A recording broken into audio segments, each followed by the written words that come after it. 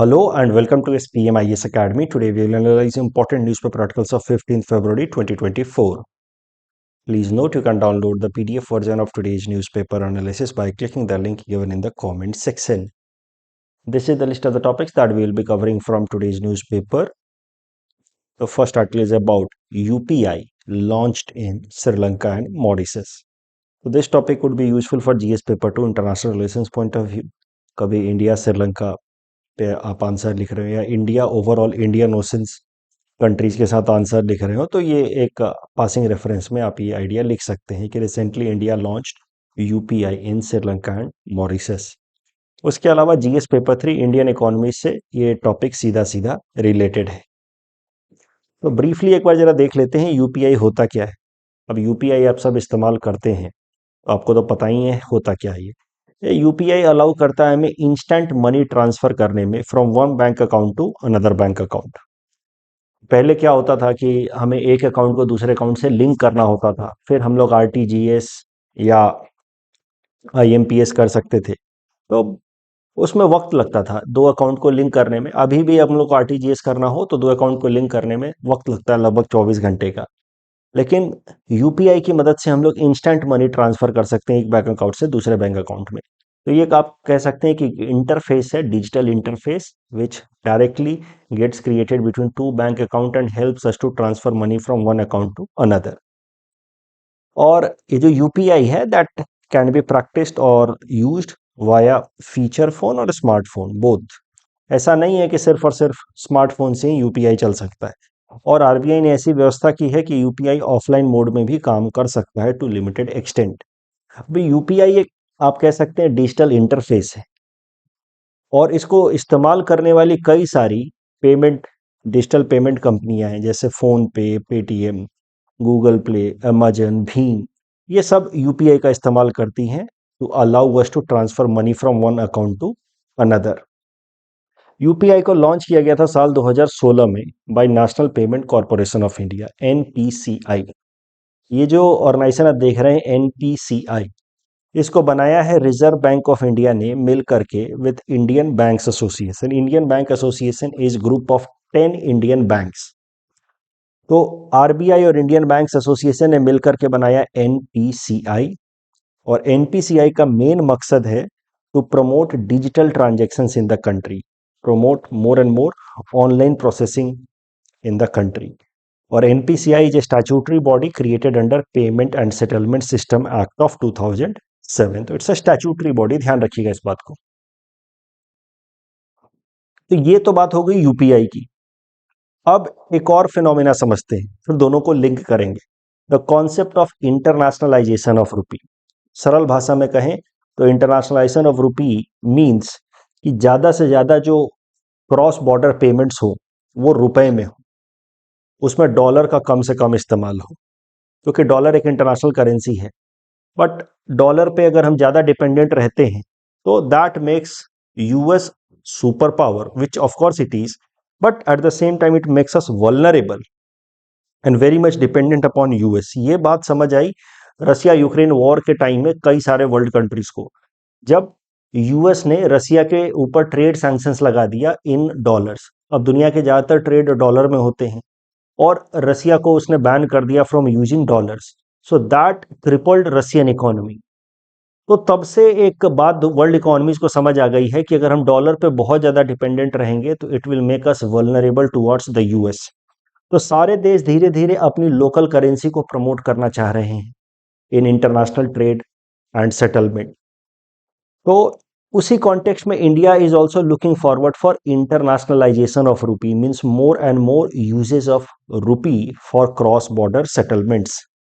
Internationalisation of rupee will automatically lead to the phenomena of D dollarisation, मतलब reduction of over dependence on dollar for international settlement. तो internationalisation of rupee को promote करने के लिए RBI ने एक committee बनाई, राधा श्याम राथो कमेटी। राधा श्याम राथो कमेटी जो आरबीआई की है, इसको काम दिया गया कि आप सजेस्ट कीजिए methods to promote internationalisation of rupee. Radha Shyam Ratho committee ने कहा कि हमारा लॉन्ग टर्म गोल होना चाहिए to get rupee included into the SDR, reserves of IMF। HDR के बारे में, स्पेशल ड्राइंग राइट्स के बारे में आप पढ़ते हैं in the basic economic class की how IMF maintains HDR in order to bail out countries in case of BOP crisis. ये सब मैं डिटेल में पढ़ाता हूँ in the fundamental classes, right. तो अल्टीमेट गोल हमारा होना चाहिए to get rupee included into SDR। But ये गोल अटेन करने के लिए हमें शॉर्ट टर्म मेजर्स लेने होंगे, छोटे छोटे स्टेप्स पूरे करने होंगे। शॉर्ट टर्म मेजर्स में we'll have to encourage more and more digital payments या cross border payments, online transactions across the country in rupee. तो दो देशों के बीच में जब ज़्यादा से ज़्यादा ट्रांजेक्शन्स अगर रुपए में हो पाए तो धीरे धीरे रुपए एक इंटरनेशनल करेंसी बन पाएगी, एक हार्ड करेंसी बन पाएगी, और फिर लॉन्ग टर्म में IMF शायद से इसको अपने HDR बास्केट रिजर्व में इंक्लूड कर ले। सो ये लॉन्ग टर्म गोल अचीव करने के लिए we'll have to achieve these short term goals.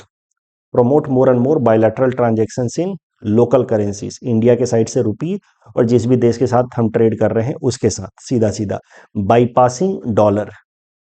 तो इसके लिए जो शॉर्ट टर्म मेजर्स हैं इसको अचीव करने के लिए हमें UPI को इंटीग्रेट करना होगा with the digital payment systems of other countries. जैसे हमारे देश के अंदर UPI है, इस तरीके का डिजिटल पेमेंट सिस्टम बाकी देशों में भी है ना, उसके साथ इंटीग्रेट कर दिया जाए। हमारे देश में इससे रुपे कार्ड सिस्टम है, debit card and credit card system, again launched by NPCI, उसको लिंक किया जाए by with similar card systems of the other countries. तब जाकर के शॉर्ट टर्म में more and more usage of rupee हो पाएगा in bilateral transactions, and then in long run हो सकता है कि IMF रुपए को इंक्लूड कर ले in its hard basket of currency या HDR बास्केट। तो इंटरनेशनलाइजेशन ऑफ रुपी से फायदा क्या होगा? Reduction of over dependence on dollar which is known as the phenomena of de-dollarisation, and reduce requirement of forex reserve. तो बहुत ज़्यादा forex reserve की जरूरत नहीं होगी भारत को, तो जो BOP क्राइसिस का खतरा है वो कम हो जाएगा। देखिए अमेरिका के अंदर BOP क्राइसिस का कभी खतरा होता नहीं है, क्योंकि अमेरिकन इकोनॉमी की जो करेंसी है दैट इज इंटरनेशनल करेंसी। तो if somehow we are also able to make our currency an international और global currency, then the problem of forex reserve scarcity can be done away permanently. हमें इसका खतरा कभी नहीं रहेगा।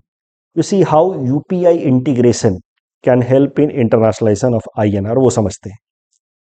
Example के तौर पे मैंने दिया है, मान लीजिए हमारे देश का UPI, उसको लिंक कर दिया हमने सिंगापुर का सिमिलर पेमेंट सिस्टम है पे नाउ, जो हमने ऑलरेडी कर दिया है। तो अब अगर आप मान लीजिए सिंगापुर में बैठे हैं और वहाँ आप कॉफ़ी पीते हैं, तो फिर आप पेमेंट करते वक्त काउंटर पे जाइए, वहाँ का जो पे नाउ का QR कोड है उसको स्कैन कीजिए और आप पेमेंट कीजिए। आपके अकाउंट से पैसा कटेगा रुपए में, लेकिन जो कॉफी शॉप वाला है उसके अकाउंट में पैसा आएगा in Singapore dollar. Why? Because PayNow of Singapore has been now linked with UPI of India. तो ये जो इंटरफेस है वो डेवलप कर दिया है दोनों देश के पेमेंट सिस्टम ने। इससे फायदा क्या हुआ? रुपए में पेमेंट हुआ, हमें डॉलर की जरूरत ही नहीं पड़ी। We had to not at all resort to dollar, हमने बाईपास कर दिया डॉलर को और इंटरनेशनल सेटलमेंट हुआ रुपए में। पहले अगर इसके अगेंस्ट दूसरा स्टेप हम पहले क्या करते थे, भारत से ये ट्रैवलर को अपना रुपए पहले डॉलर में कन्वर्ट करा के ले जाना होता था, फिर वहां पे वो ले जा करके डॉलर को कन्वर्ट कराया मान लीजिए सिंगापुर रुपए में, सिंगापुर डॉलर में। इस तरीके से तमाम चीजें होती थी, राइट। अगर आपको कहीं भी दुनिया भर में घूमना है, तो दुनिया भर में आप घूमना है, कभी सिंगापुर गए, फिर आप मान लीजिए इंडोनेशिया गए, मलेशिया गए, ऑस्ट्रेलिया चले गए, तो अलग अलग देशों की करेंसी लेने के बजाय आप इंटरनेशनल करेंसी जैसे कि डॉलर में कन्वर्ट करा लेते हैं अपने रुपए को, क्योंकि वो दुनिया भर के अलग अलग कोनों में चल सकता है। तो आपको अल्टीमेटली पहले डॉलर में कन्वर्ट करना होता है, फिर वो डॉलर को आप ले जाकर के अलग अलग देशों में वहाँ की लोकल करेंसी में या तो कन्वर्ट कराते हैं, नहीं तो डायरेक्टली डॉलर में भी पेमेंट कर देते हैं। बड़ी बड़ी दुकानों में डॉलर में भी पेमेंट हो जाता है, बट रुपए में पेमेंट नहीं हो पाता अभी। Why? Because rupee is not an international currency as compare to such currencies like dollar and euros and all. लेकिन अब इस केस में क्या हुआ कि आपको डॉलर की जरूरत ही नहीं पड़ी। अगर दो देश के पेमेंट सिस्टम लिंक्ड हैं तो सीधा सीधा पेमेंट हो जाएगा, लोकल करेंसीज में ट्रेड हो जाएगा, not at all needed to depend upon dollar. So that will help in de-dollarization and our reduction of over dependence of forex reserve.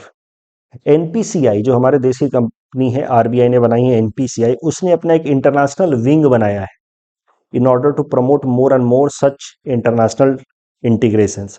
उस इंटरनेशनल विंग का नाम है एनपीसीआई इंटरनेशनल, शॉर्ट में कहें तो एनआईपीएल। और ये एनपीसीआई इंटरनेशनल धीरे धीरे धीरे धीरे ज़्यादा से ज़्यादा इंटरनेशनल इंटीग्रेशंस करवा रही है of our UPI with similar digital payment systems of the other countries of the world. और उसी कॉन्टेक्स्ट में एक करंट न्यूज़ है, अब श्रीलंका और मॉरिशस के साथ भी हमारा यूपीआई सर्विस इंटरलिंक हो गया है। इसके साथ अब दुनिया के ऐसे कई सारे देश हो गए हैं जहाँ पे हमारा यूपीआई इंटरलिंक्ड है, जैसे Bhutan, Oman, Mauritius, Sri Lanka, Nepal, France, south east Asian countries हैं जैसे कि मलेशिया, थाईलैंड, फिलीपींस। वहाँ पे आप जाएंगे और आप सीधा सीधा यूपीआई से पेमेंट कर सकते हैं। आपके अकाउंट से पैसा कटेगा रुपए में और जो सेलर है उसके अकाउंट में पैसा आ जाएगा in their local currency.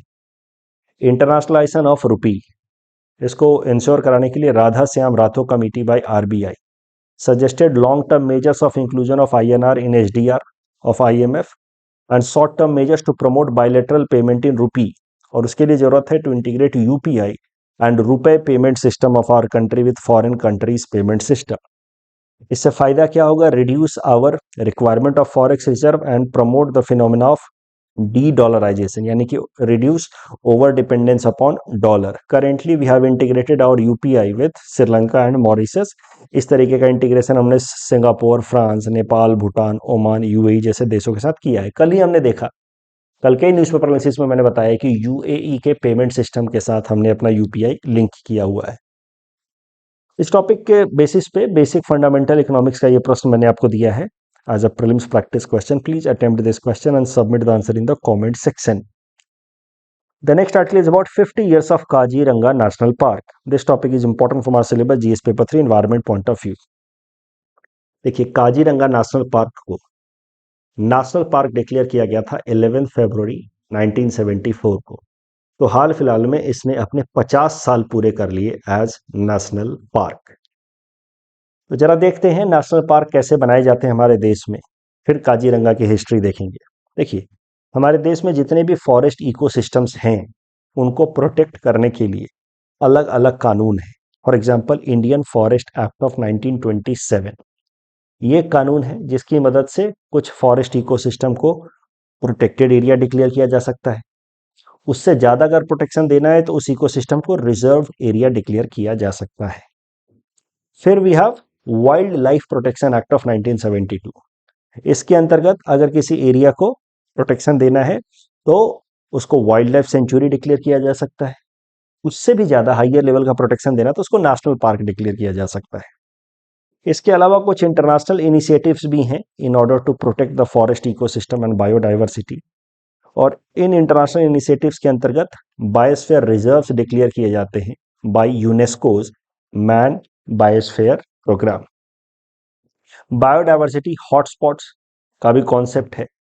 36 biodiversity hotspots, कुछ ही दिनों पहले मैं आपको न्यूज़पेपर एनालिसिस में बता रहा था कि कैसे भारत के अंदर 4 बायोडाइवर्सिटी हॉटस्पॉट्स हैं। इसका कॉन्सेप्ट दिया था नॉर्मन मायर नाम के इकोलॉजिस्ट ने, और इसको डिक्लेयर करती है एक इंटरनेशनल ऑर्गेनाइजेशन जिसका नाम है कंजर्वेशन इंटरनेशनल। अब अगर इन चारों के बीच में अंतर देखें, wildlife sanctuary, national park, reserved area, forest area, you see protected area जो होते हैं उनसे ज्यादा प्रोटेक्शन होता है रिजर्व फॉरेस्ट में। रिजर्व फॉरेस्ट से भी ज्यादा प्रोटेक्शन होता है वाइल्ड लाइफ सेंचुरी में, और वाइल्ड लाइफ सेंचुरी से भी ज्यादा प्रोटेक्शन होता है नेशनल पार्क के अंदर। प्रोटेक्शन से मेरा मतलब है कि रेस्ट्रिक्शंस, जितना ज्यादा ह्यूमन एक्टिविटीज पे रेस्ट्रिक्शन होगा, आप समझिए वहां के लोकल इकोसिस्टम के लिए उतना ज्यादा प्रोटेक्शन है।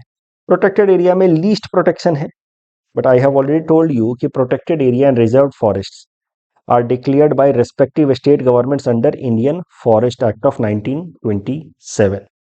वाइल्ड लाइफ सेंचुरी या national park, they can be either declared by National Board of Wildlife, which is chaired by the Prime Minister himself, or State Board of Wildlife, which is chaired by Chief Minister of respective state.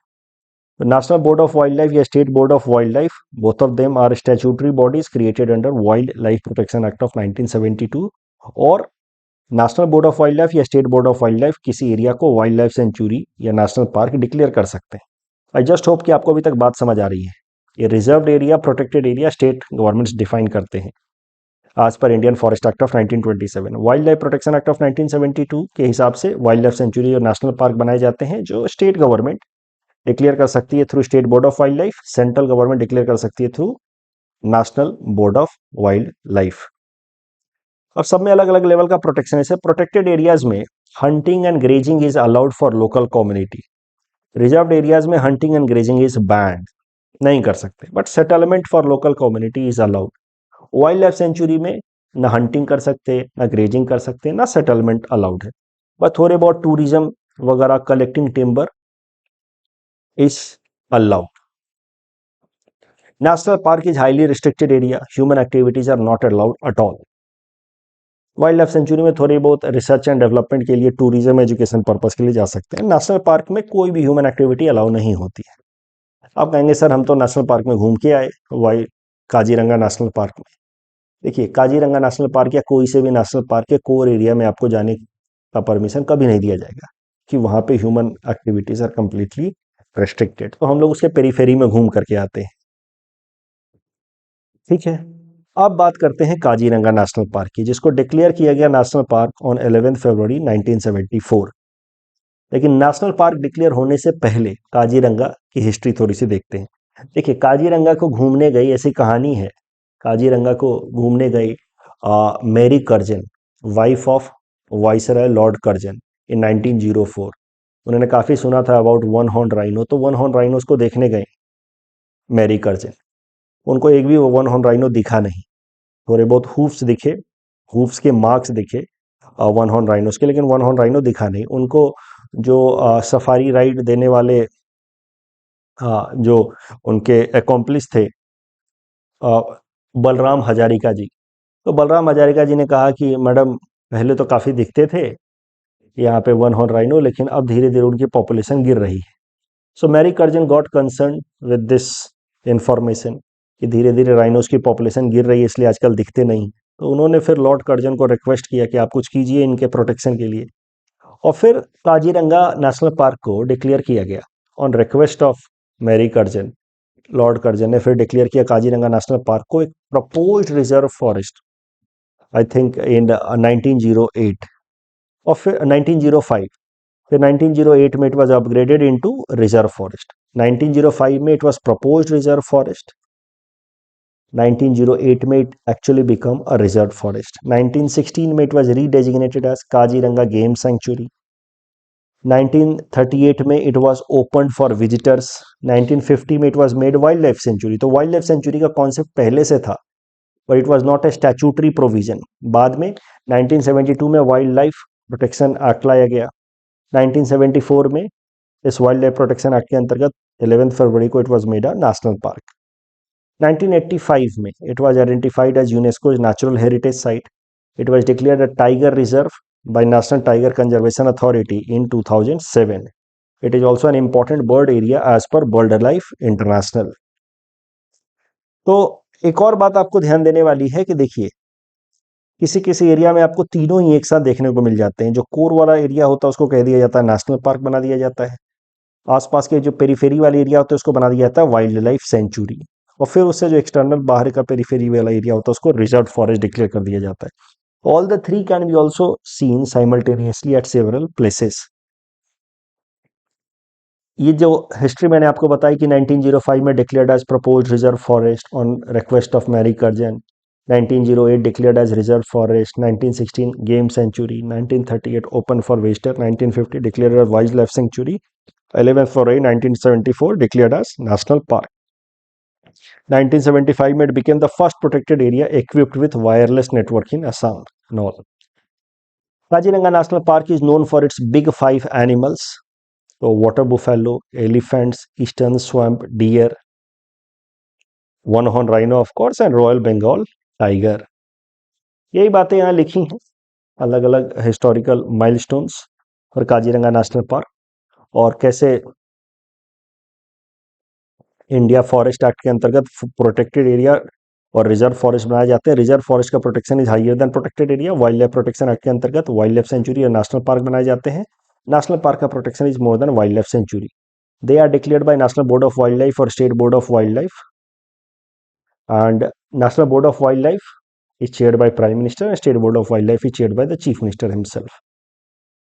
इस topic के basis पे prelims practice question हमने आपको दे रखा है. Please attempt this question and submit the answer in the comment section. Assam, first state to deliver 1 crore Ayushman card. This topic is important from our syllabus GS paper 2 governance point of view, welfare initiatives and GS paper 5 Assam issues point of view. देखिए, आयुष्मान भारत प्रधानमंत्री Jan Arogya scheme या योजना के बारे में समझते हैं.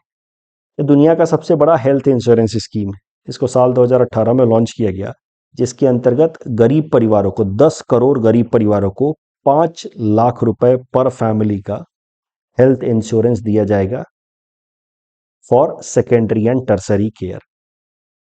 तो ये है प्रधानमंत्री जन आरोग्य योजना. ओवरऑल इस स्कीम का नाम है आयुष्मान भारत स्कीम.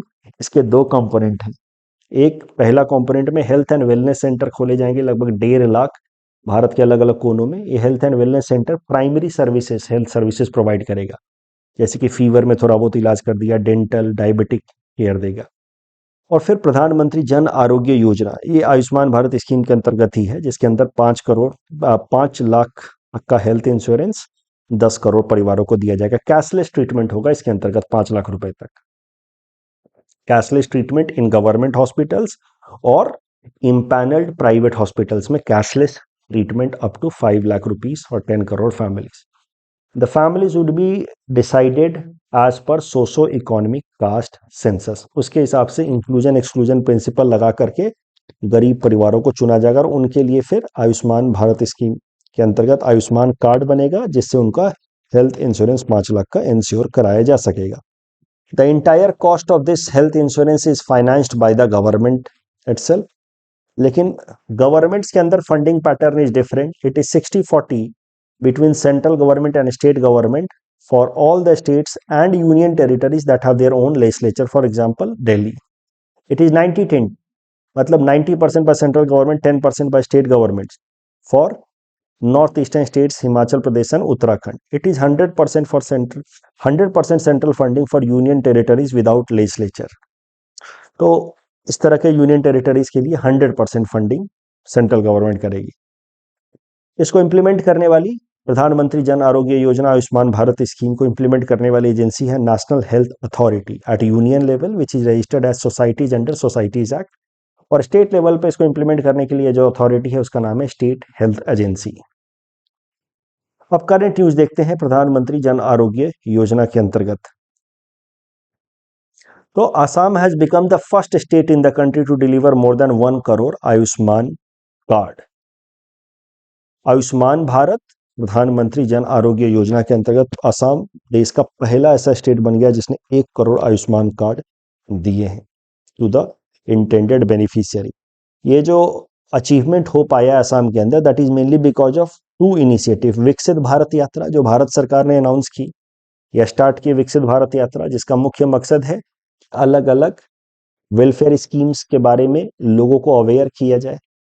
और दूसरा आयुष्मान आपके द्वार अभियान.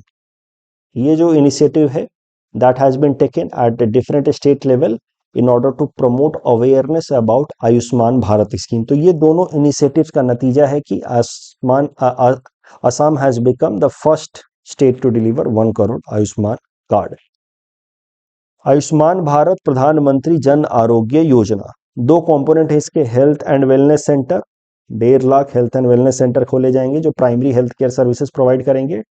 और इसका जन आरोग्य योजना 5 लाख तक का health insurance 10 crore family decided on the basis of socio economic caste census. Secondary and tertiary care provide करेंगे गवर्नमेंट हॉस्पिटल्स में और सारे प्राइवेट इम्पैनल्ड हॉस्पिटल्स में. वो हॉस्पिटल्स जो प्राइवेट हैं लेकिन प्रधानमंत्री आयुष्मान भारत स्कीम के अंतर्गत सरकार के साथ लिंक्ड है. इंप्लीमेंट करने वाली एजेंसी है नेशनल हेल्थ अथॉरिटी और funding fully by the government, but that will vary from state to state. Assam has become the first state to have 1 crore Jan Arogya card. Topic के बेसिस पे prelims practice question हमने आपको दे रखा है. Please attempt this question and submit the answer in the comment section. Next topic is about Ali Aye Ligang festival. This topic is important from our syllabus GS paper 5 Assam issues point of view. Assam के Mising community का ये festival है, Mising tribe का festival. It is agriculture festival which is associated with Ahu paddy cultivation. तो तीन तरह के जो पैडी होते हैं उसमें से आहू पैडी कल्टीवेशन से एसोसिएटेड है ये आई लिगैंग फेस्टिवल, और it is celebrated by the Mising community on the first Wednesday of Assamese month of Fagun. जो कल का दिन था वेंसडे, उस दिन ये सेलिब्रेट किया जाता है, first Wednesday of Assamese month of Fagun. Aye Ligang festival, Mising tribe festival, Ahu festival cultivation, Ahu paddy festival cultivation, first Wednesday of Assamese month of Phagun.